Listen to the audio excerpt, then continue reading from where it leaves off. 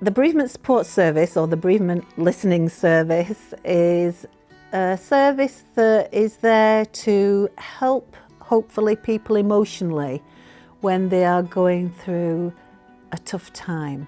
But it doesn't always start with bereavement. It can start, before that with illness. But it's there to try and hold somebody emotionally. And that is so powerful. It's very sort of precious to hold somebody and to put them down gently and then leave. And I suppose we know if it helps because they ask us back. Anyone who needs help can ask for bereavement support. We provide the support free of charge, and it's available to anybody irrespective of sexuality, race, age, gender and religion. Once they come through the door, it's a case of that I will phone and have a conversation. From the conversation, then we'll both decide whether we think that it will be useful to that person. It's quite a quick turnover from having a phone call. Usually within a week, we can sort somebody out with a service. We have a lot of experienced people, some retired counsellors, people who've worked for other services, but they all do our training. I became a bereavement listener because I previously, for about 10 to 15 years, I had actually been volunteering as a listener and a counsellor with a variety of other organisations, and I'd had a break. And I then experienced a bereavement myself. And whilst at that time, whilst I was going through my own grieving process, I was looking to do some more voluntary sort of listening, counselling work. And I was told about Florence Nightingale. And when I went to the interview and found out all the services, I thought, yes, this would be great. I felt that actually developing new skills by becoming a bereavement listener would be excellent. And during the course, I actually found it actually helped me enormously. So by helping me, I felt actually I could help other people as a bereavement listener. The training and preparation given to us by the charity was very good. So it was a 10-week course, and it covered all aspects of bereavement, so that when the course ended, I felt capable and able to be able to provide support to the bereaved.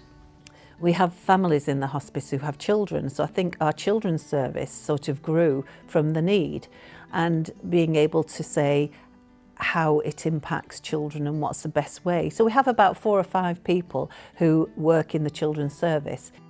And my expectation of the role before I started, I actually thought I'd be helping to solve some of their issues, but actually that's not what it's about. It's actually about listening, and really listening to the person who's been bereaved, and helping them to express their emotions, their thoughts, their feelings. And through that, they gradually, over time, they do begin to feel better and are able to cope.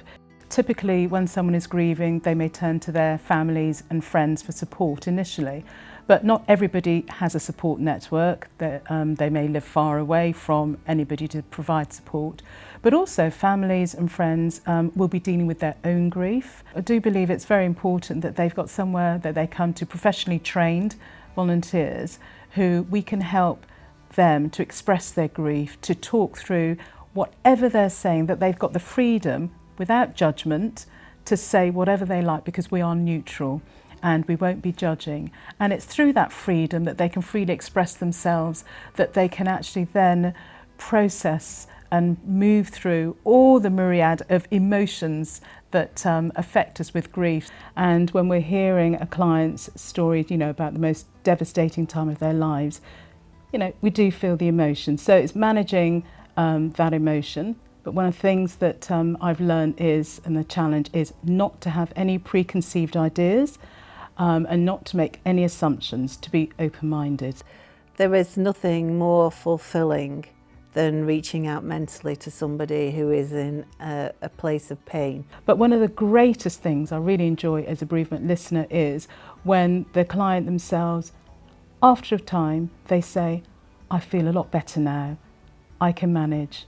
And that gives me a great deal of satisfaction, because it means that I have done my job well, that I've listened, that I've supported them, and that the client feels actually that they've actually now have got a future and a hope. So to be a good bereavement listener, obviously there are qualities like being empathic, kind, caring, compassionate.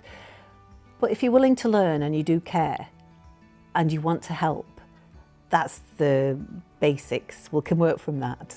And whilst we're supporting clients, you can do as much or as little as you want to. And if you want to do something voluntary that's meaningful, you get a great lot of satisfaction in helping somebody at the most darkest point of their lives, but helping them to move forward and have hope and a future, then this is it.